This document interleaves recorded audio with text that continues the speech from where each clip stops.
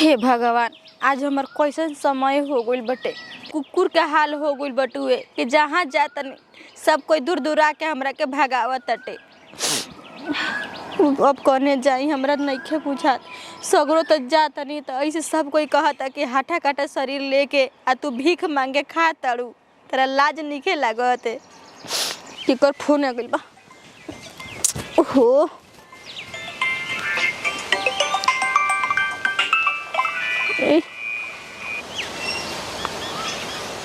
नते कट दिलास कोने बरे। Hello hello कहो नतियू का तू चाहत र कची कुछ भेटाइला कुछ ना भेटाइलो मार फोल नतियू तारा के चलते हमर डाले पे इतना लाठी मार मार लेवे जा। रो मत ता पहले सुनो बतिया मार का वो बैठल बानी होटल में 568 रुपया के बिल गिरल बा। ये नतियू 568 रुपया के खाता 5 स्टार एथी में होटल में जाके खाता रहो नतियू तारे चलते में हमर इतना का औरों के चिकन बिरयानी पैक करा देले बानी। हमके ना चाहे चिकन बिरयानी ठीक बटे। हालत खराब भइल बटे नतियू हमरा के एकदम धजिया उड़ा देला बड़ा बाप माई हमारे कजन काहे तारा पे भाट देले बड़ा सा। नतियू रखो जल्दी फोन। सुनो ना तू चिकन बिरयानी ना खालू। हम ना खाई ना कहत रही ना कि हम ना 568 रुपया के बिल गिरल बा। हमरा के जे रखले बड़ा लोग पैसा भेज दे के जल्दी आई। जन्नती जाके ओनी के आ बर्तन मांज चलो रखो हमरा भी फोन मत करो हमरा भी। नतियू बताओ हम मोरत नहीं आई दो गला बटे चिकन बिरयानी खाता 500 रुपया 68 रुपया के खाता टे आवा तारा के हम खिया देता नहीं बढ़िया से। अयो दादा ये तो ना मार देले बड़ी सन की का बतलावे के बतावा हम कुकुर रानी झठेरा चला चला के मारत रहली ऐसा। अयो दादा इन नतिया के चक्कर में हमरा का करे के पोर देता टे एकदम। अयो बाप सगरो एकदम दुखाता इतना घाव जैसे दुखाता नो के का बतला रहा सारा देंगे हमर टभकता टे। आई कितना हमर दुल्हा है अच्छा बानी कोनिए से कुछ मछरी ओछरी लेके आ जानी कब्बो ऐसा नु बाकी ना कहां बन जी सुना ताई हो। अरे आई ना दे दिन खाना वा। अरे यार गोनी हाथ गोड़ ना धोई लागेला कि धीरे धीरे करत रहे नी झटपट आप गर्मी गर्मी बनल त ई ना कि खाला पिएला हां रवे खातिर नु बनावता नी आई जल्दी आई। आ तो कोई नहीं सोचो नहीं पानी में ले लियो तारा खारा नहीं कराइए ई ना कि लोटा में पानी हम देते नु धरे हमने कहा दत बा धरे धरे धरे होटल में जो है ड्राइवर आदमी अरे धरे खाना में पहले बाद में हाथ धोम नु हाथ हवा धो लेबे तो पहले तो उठाड़ लेबे तो ले के धर धरी धरी धरी त लगता कि रउआ के जानी का घर में करे कबे के हम चिल्लात रही कि आई जी खाना खा ले। अरे तो खाते नु बानी माई खा ले ना भी वहां का ना के कइले पता ना का जाने केने गइल बानी कह के गइनी सुबह के कनिया मछरी ओछरी बना के रखी हम आज जाता नहीं तले घासिया गोड़ के लेके आई कहले हमरे तो मछरी ले कोई है। हां पता ना कहां नहीं चल गइल बानी पहले ही ओकर छोटका ले का विदा करा देनी मछरी है तो बना देबो तो माई खा के चल जी जानते मैं हम गांव घूमे ले तो सुबह न वहां के चल गनी। हां ए कन्या कने ना हम बढ़िया ले घरे रही आ बबुआ के खिया तड़ू आ बबुआ खा ली तो तू खा लिया बुढ़ऊ ये तो बुढ़ऊ के खिया दिया हम जाता नहीं बाजारे ठीक ना। ई खाली बाजार ही जाई अभी आई लिए घूम के गांव में ले फिर बाजारे नहीं अरे नतिया गांव में गोरे नहीं घास लिया गोरे नहीं तू का जानबा तू घास बाप माई के कमाई पे नो अभी बड़ा अपना कमाई बनू तब बुझाई तारा। मम्मी जी कने कुछ का लगे खाना ना खा के जते कब खिया के विदा देखा कर खाई धरी काटता नहीं रुके सुना हम खाए कभी मन नहीं के करत हमार असई पेट में गुड़गुड़ात रहत। अब बबुआ कह दे तो मछली मंगने त हम मछली जही आवेला नु सुबह नाश्ता ना बनैनी ना तई ना खा ले तू जानत नहीं को आ कोनी तो साप्ताहिक बाजार लागत एगो जानते बाड़ू हती चुकी बाजारिए बउए आ कतना गांव के आदमी आलन कुछ सब्जी बेचा जाइनु तो फिर हमरा छटुआ बरौगा लेके आवे के पड़ी। आ साप्ताहिक बाजार रोज रोज नहीं खेन तो हतनी दूर बाजार वो चला रोज रोज ताजा ताजा सब्जी किन के आई थी। हां ठीक है कहता नहीं पर देखी इहो नु बाटे अब रउआ अपना खातिर मछली मंगाई अपन लइया खातिर वहां के दे देने खाए के अब रउआ कब से आई कब से ना दा खा के दुकान निकलती तू पागल आइले बड़ 4 घंटा का लाग गई ओनी बाजारिया में ओनी रह जाई जो हम निकले ना जाना जाले जान तो मामले भेंट करे वो बाजारिया पावे लिए हर बाजार के लागेला तो बाजार हफ्ता में तू यहां खा के लगले चल जाती हम मानी जा तनी तनी नती तू तो जानते बड़ तो मामी आवत तो सही में आवत या बहुत जाइए आवत या बबुआ कन्या यही के चलते हम नूर जाता नहीं खनी नु। हां एगो बात हमर कान खोल के सुन ल बोले केवाड़ी बंद क के आ घर में रही है ठीक ना ठीक बा केहू मम्मी आई जी, तरह केवाड़ी लेके खोले के ठीक बाटे ठीक बा हम माना कर देना कि कोई कह देता हमर सास नहीं खी आखिर वो रहबे ना करम त हम कहम ना कि हमर सास नहीं कि जान जे खोल रहो के ना खोल के बतियाए लगे तो गांव में के मेहरारू निम्न नहीं सन जान जाइए लुलु पुंजू है सन ना कोई आवाज देला नु तो घर अंदर ले बोल देनी त नहीं है कोई घरे जाई जा आइन तो मम्मी आई अच्छा तो ठीक तू बाटे केना घूमे मन जाइए चल जाइए आ देखी मम्मी जी कहनी नु जब ले आइबे ना तब ले दे देना बबुआ करू रसा द आई मछरिया नहीं के देबे के बुझात द तू त हमर लड़का के तू रहिले रहतड़ू तारा बुझाइबे ना करला खाते तो फिर घर ले आइला लेबो। सुधार अरे छोड़ देना अब रहे तो खाता के का खाती बनाओ दूसरा खाती तइए के नु कहनी हां कि ना छोड़ दे बाद में ले ले इना बुझाला त लइका खाई पी तबे मोटाई त कुछ देहिए जंगरावा रही निमन तबे न कुछ काम धंधा करी का मोटाई वाला शरीर रहत मम्मी जी कहिए मोटा जेती आ सुनी ना कहनी ना कि तनी सब केरे आई चौरा निकाले के बाटे अथुया में से बिने के न बाटे ए बाबू निकाल दे तनी कोठिली हमने चाउरे भेटात नहीं के ऊपर आले जौन करी तो माइए करी ना अपन हाथ नहीं को ठीक ज्यादा मत बोलू आवत न बनी जा तनी कनिया बिना मान मत लोग बोले मम्मी जी नु कहे नहीं कि का कहला कि तू कने तू चाउर दे किसी में से मत निकली ह ई हमर ले कहेले तो ओकर निकलवा ले तू मत निकलिए तो तू कहलू त ना एथी के ना खोल जाला मुंह ना खोल जाला अच्छा चुप है जाके खा के आ खदिया वाला पैसा ले ले आई मम्मी जी कह के हमरा से देखो कबे गई नहीं हमारा याद ना पड़ल ह खदिए के तारा टेंशन भइल बा जमनु घर के जौन बड़ुए तौन तक मिला के चला जाला माई जान तो हर बाजार के जाले ओकर जौन मांगे के रहेला खाई पिए के तक और बहुत पिज्जा कुछ मांग देनी का तू जाइबे कर मामी वाली बाजार पर हम जानतन पर जानतन न भाई कि हमरा के उ सब हमरा खाए के मन ना करेला खाए के रहता हमरा जे दुख तकलीफ इतना बाटे बताई कुछ को बाटे दुख तकलीफ है तू पुलर पर पिज्जा नहीं खू खइले तू खाली खइले तो एथी खइले काला मूस पकावल त ई का काला ई घेवड़ा होते त मिल लसन बुनिया के दिनवा में शिवम की नहीं के कहता नहीं ये कुल खइले हो तो कौन तारा मन करी हम खानो ना खाई देख ले मी सब कहता नहीं तो छुछुनर के फ्राई खोल के खइले बहु छोड़ के चल जी मारे में खाए के पड़ी कहती खाए ना तो खा लो अब एक और खा लो ना हम ना खाए बाबा खा लो ना ना हम ना खाई खाए ना बाबी अभी हमरा नहीं खाए के अरे खा लो ना खाई जाला ना हम देख खा ले नु त हमरा उंगाई लग जाते सब बर्तन त मांजे के लड़वे बाटे चुआ दो छोड़ दो खइयो मत लड़वे चुआ दो खाई ना रहुओ त लागला कि अथु करे लागी ना तो चुआ दो लार जुगाव जला जी अब उहिनु का त मिलाप हो जइनु इतना मम्मी जी निमन बनिया का जानी कैसन बेटा दे देनी है इतना बकलो ले प्यार बढ़ेला जुट खइला ले तर वो हमरा से काहे झगड़ा करे ने झगड़ा हां झगड़ा वाला बात करबू तो हम बुझाता रे पचारा करो में हां लग आ देखी याद पड़ल मम्मी जी कने के बड़ी देवे के रुकी के बड़ी हम देख आवता नहीं झगड़ा कह तो तबे न होई राती में रगड़ा भाग होइलू हे भगवान कहाँ जाई हमके कुछ नहीं के बुझा जाने जाता नहीं तो लोग सब मार मार के खदेड़ देवत जा कि भागे जीवा सबके तहन लोग के एथे उतारल बटुए तो ई तब बतिया सब कुछ सही कहताटे काहे कि सब मोरत करवत नती जाके 5 स्टार होटले में कहियन आज नती के ना हम बर्तन जूठा मंजवा देहनी तो हमरो नाम नहीं ओ ये दादा नती जवन हमरा के मार पिटवैले बड़ा नहीं कभी भी खुश ना होयन जाके 568 रुपए के बिरयानी खाता ना भाई दादा केहू बाजी आय ए दीदी बहिनी रुका मारतानी माई हमार कहाँ गइलू हो आए हो कहाँ हे जगह रुक तोरा हे जगह तू ई पहले बताऊ कि तोरा के चार बार कहा तम हे जगह आए रे माई 4 बार आदमी कहत तमन कि पढ़े जो आ तोर बापा तोर चाचा वही सन त हमरे के बोली हसन रे कि पढ़े नहीं के भेजता पेट न दुखाता मैं के कधो कहता चुरके का बार दम जन लू तारे सन बेटी इहे घर आंगन में बैसन कि पढ़ कि बुझता कि मैट्रिक में पास आइल बड़ी सन तू हमेशा फेले आवतड़ू हां पढ़े जब जाता ई त उठू करत ई परीक्षा में पढ़े काहे बोलिए ई पूछ ले काहे बोले पढ़े रे पेट दुखाता तारा छोटे गिट्टी खइले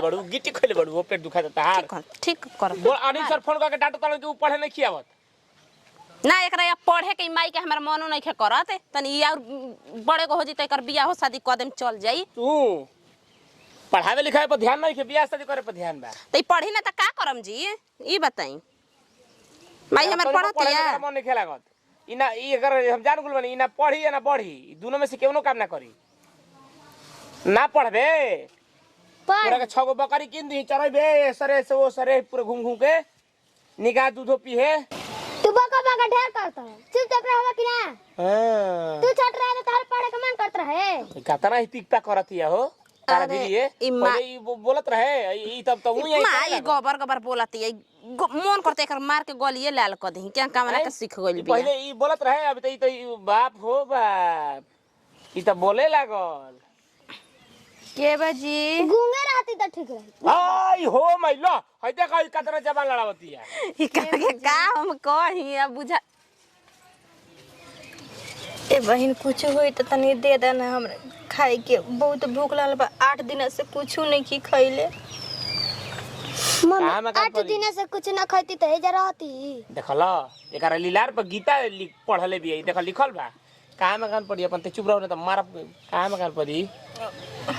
मोली माई के नहीं है आए मोली माई के नहीं है मोली में के नहीं है हाँ गांव के नाम हमनी के ए कने त तार मरद मर गइल बड़न का हो नई खनी दुनिया में धरे माई ए हम दीदी का कहीं रे रे से हमर मरद रेल में कटा के मर गइल बना ओ ये ता बुझिया तनी उतर ए जी खड़ा बैठा हो कने बैठा ए जी बैठा तनी आ हो कने कोलिया के घाट हो 2 साल से हो गइल बाटे जाय द मुतरो रोजन घर में से सब कोई हमरा के बाहर ही निकाल देले बा ना घर के बनी ना घाट के बनी ऐसे मांग के खाई ना हाय हे बहिनी जाय रहे त हमके केहू कुछ ना देले जा ओ ये मोय आ बाल बच्चा बहिनी बाल बच्चा हमर हेगो नन हेगो लइका बा बस ये केहिगो बाटे आ लइका आ तबो मार के घर के लोग भगा देता 8 साल होई न हो लइका बा 5 साल के बाटे 5 साल के पता का कहीं हमर बहुत बड़ कहानी बा ये आ तार के काम मदद करे जाने का बड़ कहानी बा कने आर बहिन कल हमारे घर में केहू नहीं खेला क्या के दूसरा के घर में रह के आइल बनी ओहनी अच्छा से ना रखे नहीं जा जाई ना तो लड़का के लेके रात में हम सड़क पे जाके सूती ना लड़का लेके बाप होई दुख ही उम्मीद ने का है दे धजा बढ़िया बा हो कैसन सासे भागिन बाई चंडाले खाना समय पर ना खैला के वजह से हमार देह सब फूल गइल बा एकदम में सब कोई समझेला कि हम मोटाइल बने तो तू मोटाइल ना हो फूलल हो फूलल बने तो ही मांगा तो काहे जो निकाह जे तू कंपनी में तो सुपरवाइजर के काम कर तू ए भैया गोई रही लेकिन वो जीव से हमरा के भगा देलन जा इंचार्ज हाँ लड़का हमर रोवे लागल हम नने को हइया पीलुआ रोवे लागल वही से भगा देलन जा हमके बाप काता ना करे जाय दे बहिन गांव में देखी ह ढेर आदमी लूट पोटोरा वाला ई हमारे गांव में भरल बावन तारा के कोई कि हमारे घरे रह हमारे घरे बनावा खियावा तो रही मत कैसे कि गांव में बड़ी अति लड़का लड़की के उठू करे लसन छेड़खानी होने सब लड़का गांजा पिए लसन उन्हें अपन बात मत कहियो नु उन्हें नते जिया तो बड़ी मारे जानलू के ना उन्हें न जिया हम कहत कुछ चाउर होई तो चाउर दे दा 2 कबर अनाज दे दा का बाई में एकरा में एगो लड़का खात रहे लाई तो वे दे देला सा लड़का के रखले बनी खाए लड़का खात रहे लाई तारा के कातना बढ़न पहले में भलाई दे देला साई केतना दर्दनाक इहे देश दुनिया में आदमी कहानी सुनता वन कुछ कहे जुगुत ना तू देख तू सीख इहो माई के कहत कि पढ़ ना घर के ना घाट के हो खबू आज माई बाबू बावन त पढ़ावत तवन कैसन घरे जइबू बियाह होके देखा हई है अहमियत बहुत बुझा जा हम नहीं हरोगे टुअर रानिया ससुरा में आईनी तो सवांगो हमर अब का कही हम अरे भैया टूअर के जिंदगी कोनो जिंदगी है टूअर के जिंदगी एकदम सुअर बना के ध देवेला बहुत दर्दनाक कहानी बा बहिन बहन कुछ होई त दे दन पेट में बड़ी जलन ना हमरा दुआरी पर से बहिन खाली ना जइबू अरे घरे से चावल लेके पियत रही कल ला दे हड़ीवा में से चावल ला दे कतरनिया का कने बहिन कहतनी कि एगो के कल पर पानियो पियत रही ना बहन ऐसन धसुर ली जाना कि हम फेंक आई त बुझात के पीछे ही में एक कपारे फाट जाई इहे गौवा में इहे गाँव अरे माई हमनी के मेहरानू के दर्द सहत ऐसन दा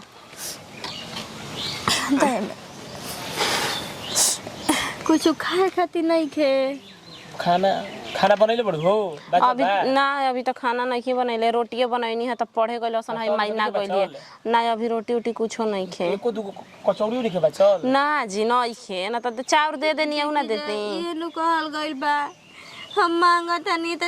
कम से कम नून भात तो निमनी के मोहा देले त दे देवेला रवा सब कचौड़ी खाता नहीं जा खाना जल नाश्ता बन कचौड़ी खा दे मैंने कतना कई जुग हो गइल बटे एकदम ठीक बा बहन हम जाता नहीं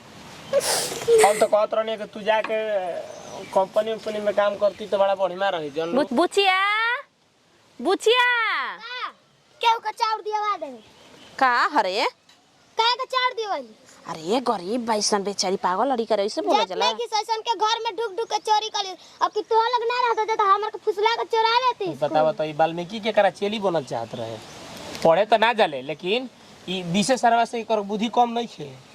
ई माई हमारे एकदम है हरिन हो गइल बिया ई अपना राज में कोई के एगो नून ना देही अपना घर से यही से टुमुक के भागल है चौरा दे के हां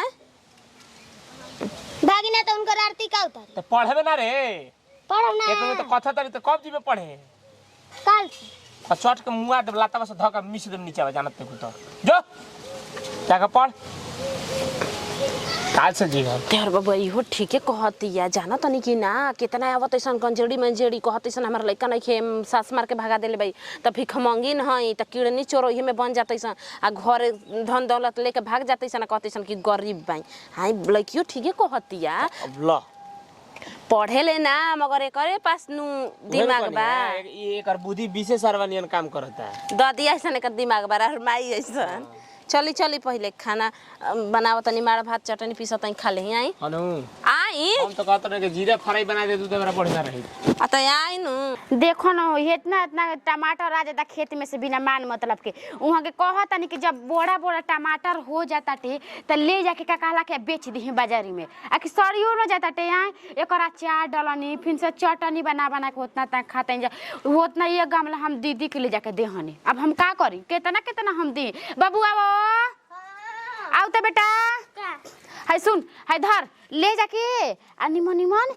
बड़की माई मांगत रही देख दादी के जन पिपरा भरी घर बा देखता ना उहे मांगले है कहे ला मम्मी हमार देले है आ पढ़े के बहाना कहाँ भाग जेता ले तू हां पढ़े के मन को नहीं करत महीना नु दिया ताटे हां के बा घरे चुपचाप रहेला पर के नहीं कोई आई बा के हजी आई जाए निया हम ही बने कन्या आयु दादा रोवा के हम नहीं किसी न होते आए तार घर में के बा कन्या हां तार घर में के बा बस नु हम बने एगो हमर कुंवार ननद बने आ एगो वहां के हमरा घर के बने हां औरी केहू ना नेगो सास बने त सास गोल में घास गढ़े हां तार सास मिल रही बेचारी बड़ी एकदम धनी घर बड़ी है बचिया कहली कि हमर देखब कन्या हमर हाथ खाली बटुए के हम तो कुछ नहीं खिले ले लेकिन जाना हमारा एतियन पतोहिया से मांगली ह अजी दीदी त मम्मी हमार जी त गोल बनी घास गढ़े त कहां से रहुआ से बेटा गनी आ रहुआ हम चिन्हत नहीं खे हम मती हनी हमेशा आई नहीं जी गई गांव में कन्या अच्छा हमेशा आवे ने हां हमेशा हमें आई नहीं तनी देखा तनी टमाटर बा दो चटनी खाती हो कन्या का घर बुए एकदम हालत खराब भइल बटुए हमर दीदी तब कहां गांव पड़े हमर मूली माई के नैहर मूली माई के नैहर हां गांव के नाम है मूली माई के नैहर एक कन्या तार सास कहले रही ना ले ली टमाटर ले त ले ली मार सड़ियो जाता टे ले ली धरे हां दे दो का कहला कि अपना सास देने गोइल बाड़ू एक कन्या एकदम दनी कर बाड़ू कह तनी ना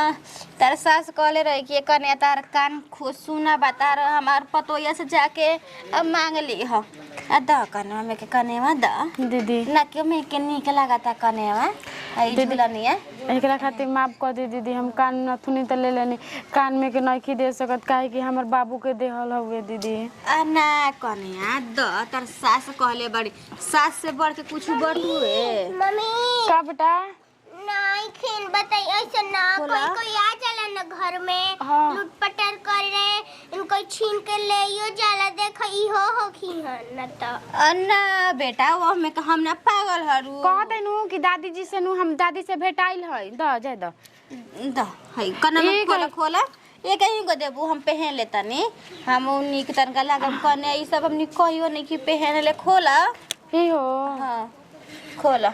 कहियो पहन ले नहीं कि कने आ का करी हमनी के कहियो जोरा लटल नहीं खे है मंगो सुता था आई दीदी माफ कर दी ई सुहाग के चीज है नहीं की दे छोड़ा सकत कने। दीदी छोड़ा ओशी दादा दीदी छोड़ दे ई का दीदी ई काहे कैसे करता नहीं बताई मम्मी जी मना को के गइल बिन त जानो तानी पर सुहाग के चीज उ सब ना नु ले हो जाला आयो दादा गोरवा कितना दुखाए लगन भाग गई जी आ हे दादा अरे कौन नु कुल गांव में एगो चोरी ने मेहरारू आइल बे कुल चोरा के लेके भागत दिया अब देखी ना हमर कानवा में के सब मंगल तो हमने के लेके मम्मी का कहले ऐसन घर में कोई के मत घुसे दैया हां बेटा तू ठीक कहत रामा आ कुल दे देलू दीदी जी को मम्मी जी कहत नु कि तार मम्मी जी कहले ना कि जाके तार कान सुन बता ले ली ई सब उहे न लेके चल गेलिए एकदम पागल हो गेले नानू हरु हम ई कुल कहले ही आइए दादा केरे बोल चलिए मम्मी जी ओई ओ दादा हम का करी हमर जीव धोखा धोखा करत अरे धोरा से रे दादा